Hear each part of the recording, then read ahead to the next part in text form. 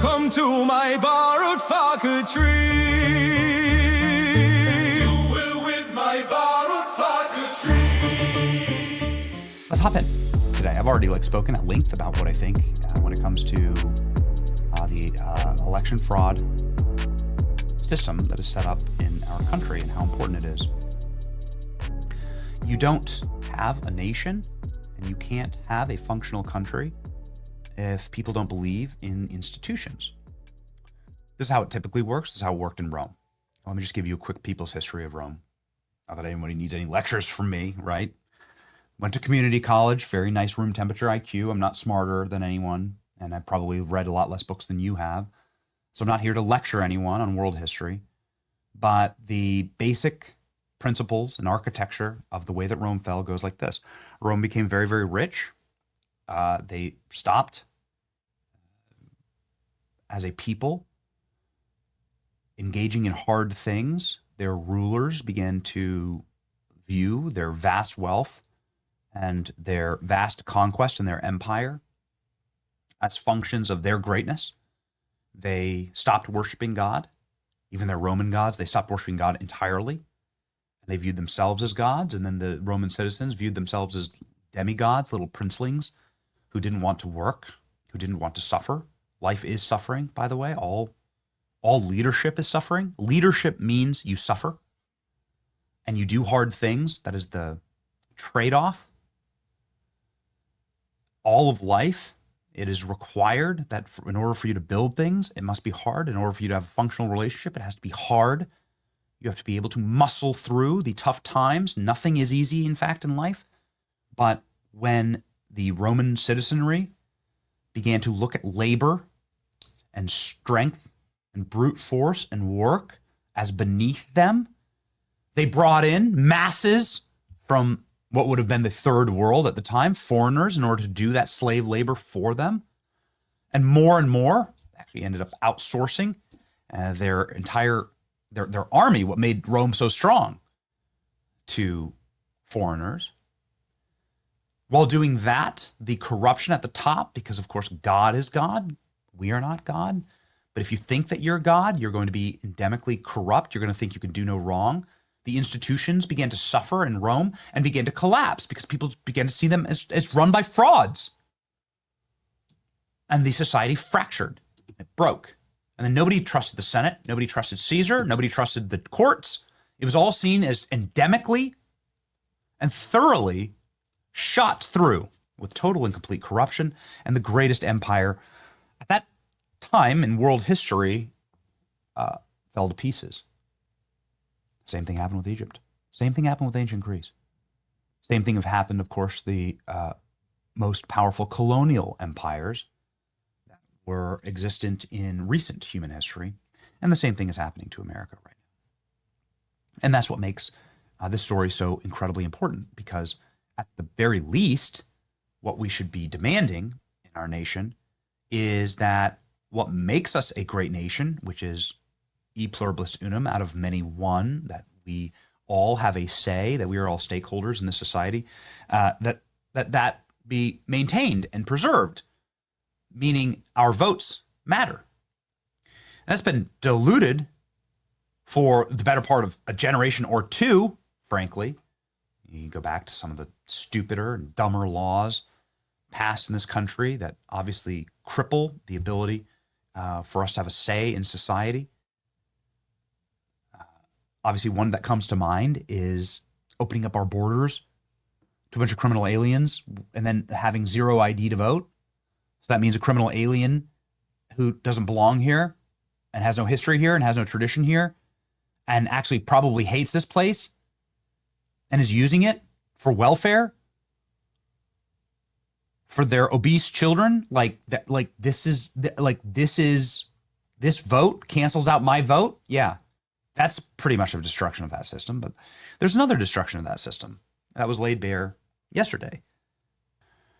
While we've been able to look at the incidences that seem extremely strange, right? Like, so since we took a second to get here, let's go ahead and look at like the Michigan ballot drop chart and the Wisconsin ballot drop chart. Like, These are really odd circumstances.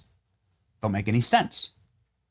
Seems like just a bunch of votes were clearly added to the tallies of Joe Biden at exactly the time when you would add votes if you didn't want anyone to pay attention. Right? In the small hours of the night when everybody had gone to bed and no one was watching. Here's Michigan, here's Wisconsin, same thing, exact same chart, worse, I think you could argue.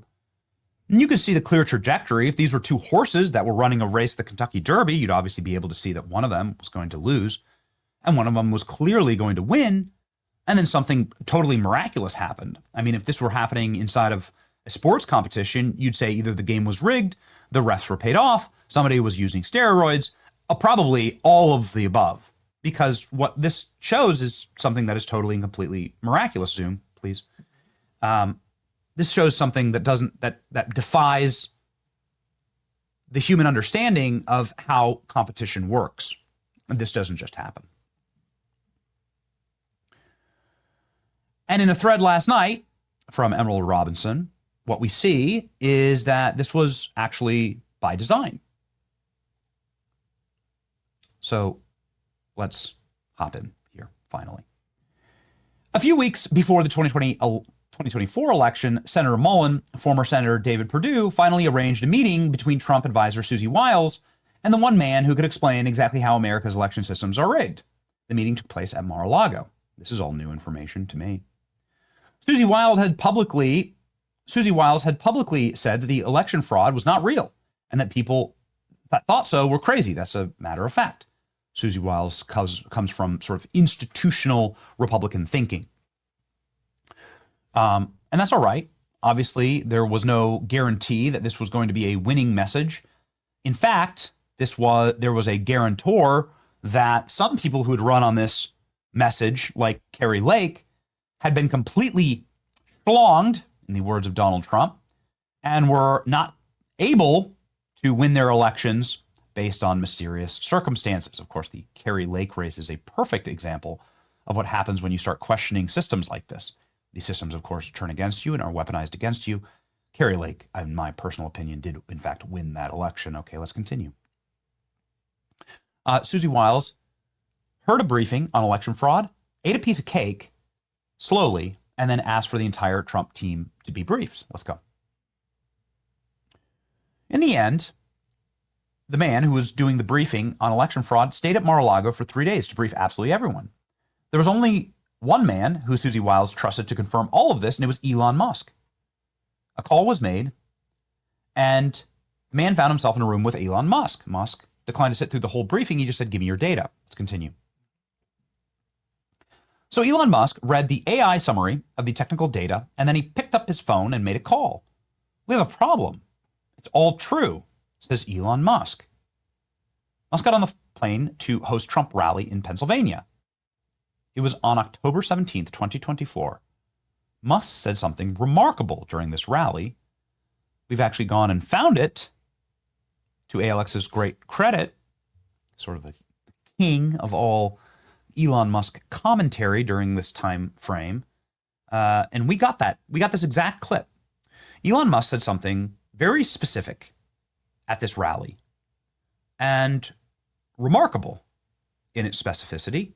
Let's listen. Well, there is, I think, some amount of cheating that takes place. It's hard because they've, when you have mail-in ballots and no sort of proof of citizenship, it becomes almost impossible to prove cheating is the issue.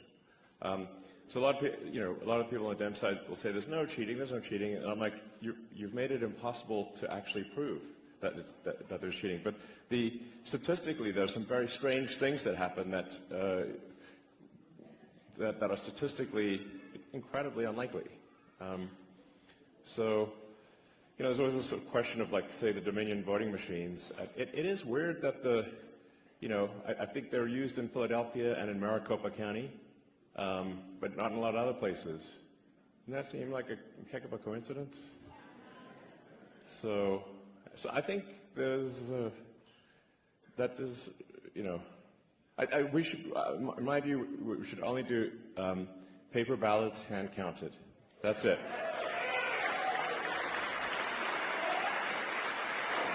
I mean, I'm a technologist. I know a lot about computers, and I'm like, the last thing I would do is trust a computer program. Because it's just too easy to hack. It's too easy to add just one line. And it's really difficult to hack paper ballots. Well, that's strange. Elon Musk saying that at the time. Sure, a tone change. Nobody heard Elon Musk talk like that before. Let's continue. Elon Musk said at the rally, there's always been a question about Dominion voting machines. It's weird how you're used in Philadelphia and Maricopa County. Doesn't that seem like a heck of a coincidence? You just heard the full clip. Let's continue. However, could the 2024 election steal be stopped in a few weeks before the election? The man who briefed Elon Musk, Patrick Byrne, and Gary Bernstein said that their team had recruited dozens of people who knew exactly how the rigged system was built in Venezuela. And they had worked for these companies. Continue. This group of whistleblowers were hiding in a hotel in Switzerland before the 2024 election, and that's when General Flynn flew out to see them. Flynn asked, how long has election fraud been going on? And they said in Venezuela, they rig it in 72 different countries for the last 20 years. Continue. The whistleblowers from Venezuela had video meetings with Musk team and Trump team to explain the technical details of the election fraud, and the most important detail, that Dominion IP addresses had been located. All it cost was $15 in Bitcoin from an anonymous Japanese account. All right, well, it's just how internet security works, man. Bitcoin will open it all, won't it? The relevant data and IP addresses were now verified. And that's when Senator Mullen came to the rescue again. A cybersecurity team got the data. 3 days before the 2024 election, the Dominion offices in Serbia was hit. Cyber attacks and their computers that they used to rig these systems were useless. On election day, nobody knew if the cybersecurity team had been successful in knocking out the Serbian computers. Everybody at Mar-a-Lago had to wait for the results. The man who briefed Musk flew to Oslo that day. They'd have to leave the USA if they failed. Imagine the moment on election day. Trump had no idea if he would win. Patrick Byrne watched from Qatar. Gary Bernstein watched from Switzerland. All of them would be hunted down if the 2024 election fraud was successful, and the USA would be finished. Just a reminder, at this exact time, Kamala Harris was going to all of the unions, some of them who had endorsed Trump, and told them that they are going to pay, braggadociously fronting that she, of course, was going to be the next president. There wasn't any question. At this exact same time, also, the pollsters who could be paid off, like Ann Seltzer in Iowa, were running polls that said that Kamala Harris is up in Iowa, a Trump plus 10 state that voted Trump plus 12, actually. Wasn't even a question, but they were running suppression polls. And the game was on. The Kamala Harris campaign was running entirely and totally on vibes, media hype, fake polls, fake interviews, canned Kamala speeches where she couldn't deviate from even a word on the prompter. It was completely and totally manufactured in order to create a moment where you could say, like, historically, so many black women showed up for Kamala. It's a miracle. The game was on. The rig was on. The operation was happening. It was happening in real time. We could all see it before our very eyes, and we all had a sort of really bad feeling in our gut about it as we were watching it happen. You all remember this. Trump was upset at his own staff after Elon Musk verified that fraud was real. He'd been gaslit for 4 years by his team to drop the topic. He even hired a Cuban intelligence asset in 2020 to investigate the fraud and to lie to Trump that our elections were fair. But that's the thing about Trump. He's always hired the wrong people. And his own advisors tried to keep Trump from the meeting with the team that saved the 2024 election. And then he continued. And then, here we go. Let's just call them the team that saved the 2024 election, the Three Musketeers. The man who briefed Musk and Gary Bernstein, Patrick Byrne, and I've now interviewed them many times along with Smartmatic whistleblowers from Venezuela. And I've confirmed my facts with ODNI. Hey, Alex, please get that clip of Tulsi. Maybe you have it in the script already. Tulsi voting machine evidence feedback. Thank you, ALX. Perfect. ODNI, Office of National Intelligence, Director of National Intelligence, what does she have to say about this? Clearly, this is something that would be crippling to our entire nation, were everyone to know about it. What does Tulsi have to say about potential mass rigging of elections? Let's listen. I've got a long list of things that we're investigating. We have the best of the best going after this. Election integrity being one of them. We have evidence of how these electronic voting systems have been vulnerable to hackers for a very long time and vulnerable to exploitation to manipulate the results of the votes being cast, which further drives forward your mandate to bring about paper ballots across the country so that voters can have faith in the integrity of our elections. Wait a second. So there's the Director of National Intelligence saying that our vote systems can be hacked. That we have vulnerabilities inside of our voting systems. This isn't something that, by the way, is extreme at all. And I'm going to get to my own original and independent reporting on this in just one moment. But just to let you know exactly how actually mainstream all of this is, watch the New York Times hack a voting machine and change the results. Here we go. All cybersecurity experts who have given electronic voting machines any thought agree. These machines have got to go. To show you why, I'm running a mock election using the same dangerous and obsolete machines still in use today. Our election will find out whether Michigan students prefer their own university or our arch rival, Ohio State. Here we are.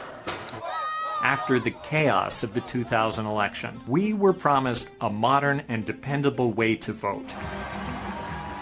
I'm here to tell you that the electronic voting machines Americans got to solve the problem of voting integrity, they turned out to be an awful idea. One vote for McCain. That's because people like me can hack them all too easily.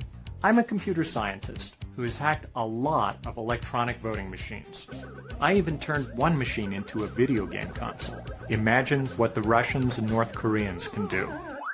I've even gone to Congress to raise the alarm. Our highly computerized election infrastructure is vulnerable to sabotage and even to cyber attacks that could change votes.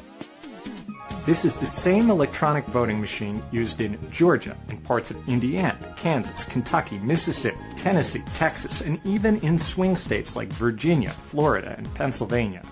Millions of Americans voted on paperless electronic voting machines in the 2016 election. Who are you going to vote for? 100% Michigan. 100% Michigan. Obviously Michigan. Michigan. Michigan.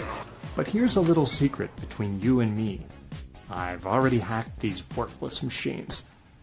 Step 1. Buy a voting machine on eBay. Or, if you're the North Koreans, hack the manufacturer and steal their software code. Step 2. Write a virus. Step 3. Email your virus to every election official responsible for programming the voting machines with new ballots. Many of these officials are easy to find online. Step 4. Sip coffee and wait. Step 5. Hijack the ballot programming and let the election officials copy your invisible malicious code onto the voting machines.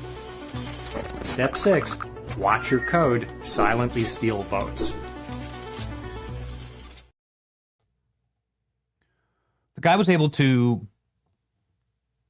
say that the University of Michigan voted for Ohio State. If you're aware of college rivalries, you will understand how insane that is. It is like the Mets voting for the Yankees.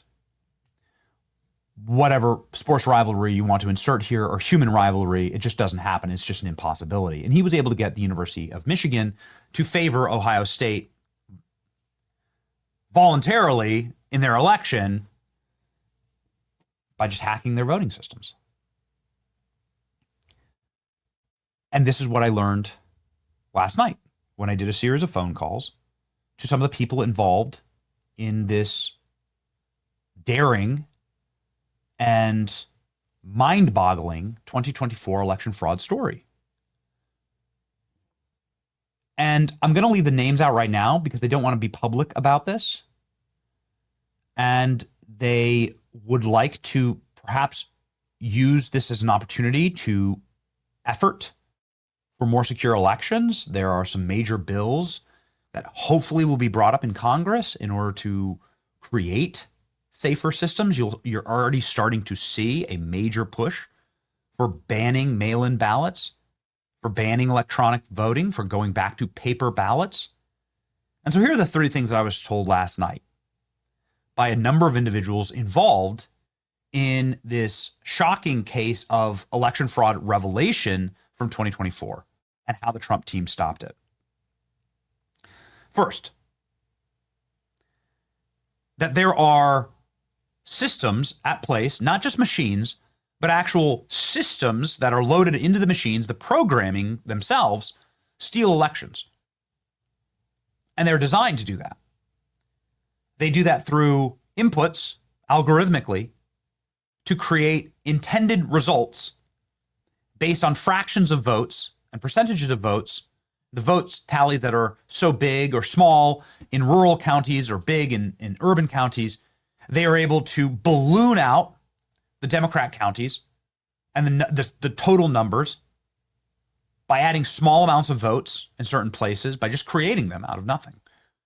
And they're able to shrink smaller Trump counties in a way that leads to 51-49, like very razor thin margins in these states where you just lose by a whisker, right? That's something that was provable. Those are systems that they've caught them doing that in 2020. It's something that does happen in America. So how do you fix that? Well, it's based on programming, not the hardware, but actually the software that goes into these electronic machines, as you just saw there, demonstrated by the New York Times. Benny, you're crazy. You're insane. How could you possibly be allowed to do this show? By saying this, the New York Times is saying the exact same thing. These are the actual programs loaded into the machines, and these programs have access points for somebody to manipulate the vote totals. And that those are loaded onto an enormous number of machines in America, and that the reason these programs can operate efficiently on an election night is because they're connected to the internet. And that's obscene. Anytime something is transmitted electronically, it has vulnerability. If you're connected to the internet, then you can just straight up change or do anything you want to these machines. And that still happens. And so there was, and I'm not going to get into total details here because I'm going to develop this entire story, but there was a aggressive operation, a counterstrike led by Elon Musk to save the 2024 election. And it's why Elon Musk actually knew that Donald Trump had won hours before anyone else. Trump sitting there at Mar-a-Lago with Dana White, and I've heard Dana White tell this story, that Elon Musk has said, "You won. You've won." That was before in some of the earliest polls rolling in, because Elon was able to see that the numbers were matching the reality on the ground. And the reality is this, that America potentially had its first fair election in my lifetime in 2024. Through a series of counterstrikes and through a series of great public intimidation against the bad actors who are operating these systems. Please see how Venezuela is being treated by our administration right now. Venezuela, we're in like a hot war right now with Venezuela. I mean,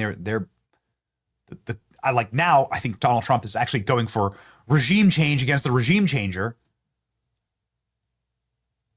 Trump is treating Venezuela very badly. I'm not saying they don't deserve it, but you can start to delineate the consequences of this, and you can really start to see when you look at the force majeure on a national level towards voter security, how the systems get saved.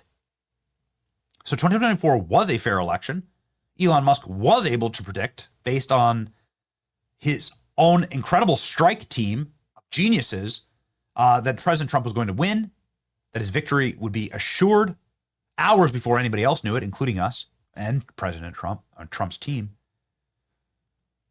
because they were able to sufficiently suppress the theft. that these electronic machines allow and are designed to create. And the final thing, how do you fix it? It's not that you can't have electronic voting machines. It's that you can't have them connected to the internet, and that you have to have election monitors. You need to have, clean bills of service. We do this for cars. We do this for planes. We do this for iPhones. You have to have inspectors, and you have to shut down any access to the internet. And you have to have an inspection of these machines that say that these machines have simply counted the ballots inside of them. And the ballots need to have a paper tracking system. We do this in Florida, where every ballot is marked and watermarked. The ballot does go into the machine so that it can count, and we can tabulate by 9 p.m. and give you your results, right? But if anybody ever contests the results, you can go find the stack of ballots and you can freaking count them and count them up against the machine. And that is what the Trump administration, I think, should have been pushing for, like from the very beginning. I feel like the more people understand about this operation and the system, the more people know that it is, in fact, real and what a threat it is every bit as big of a threat as criminal immigration, lawfare, and so on. The more we talk about it in real terms and understand the reality, the more that we can be treated like adults and we can solve adult things and adult problems. And this is a very big adult problem. We're living in a fantasy to think that these machines connected to the internet are on the up and up and aren't 100% being hacked by the communist Chinese or other nefarious state actors and are rigging our elections, are stealing your votes. Worse than any criminal alien could, frankly. A lot harder for them to go vote than it would be for somebody to just manufacture the votes out of thin air. That's what's happening. And so it's good to see this with clear eyes and to live in reality and not the world that we can delude ourselves into thinking exists, because it doesn't. The elections that your grandparents had didn't exist, and you can pretty much argue that Nixon Kennedy was a stolen election also, right? This has been going on for a long time. We have the capacity, technology, and the ability to put an end to it. Do we have the political will? We certainly are going to address it on this show, and we're going to be fearless about it. Final thing on this, in case you're thinking that I'm off the reservation or I'm gone insane, the people who agree with me on these points, the people who agree with me the harshest on these points are Kamala Harris and Joe Biden. I can prove it before we get to Mike Davis here. Here's Kamala Harris's prescription. Before Kamala Harris, of course, benefited from these theft systems. Here's Kamala Harris talking about exactly how vulnerable our elections are and what we need to do to fix it. Set up systems to audit, but also what they can do around best practices and best machinery. We are talking with them about the fact that it is probably best that you do not have your election system connected to the internet, because that will create greater vulnerabilities. And then look at where we are now in this year of our Lord 2018. We're talking about paper ballots, but that actually might be one of the smartest systems. Going back to, a day when we could have something tangible that we can hold on to, because Russia cannot hack a piece of paper like they can a computer system connected to the internet. It's exactly what I just said, man. And it's exactly what happened in 2020 and what was stopped in 2024. It's all real. It's completely real. Joe Biden, final clip. Joe Biden proving that it's real by just straight up telling us what they were about to do in 2020. We have put together, and you guys did it for our administration, the President Obama's administration before this. We have put together, I think, the most extensive and inclusive voter fraud organization in the history of American politics.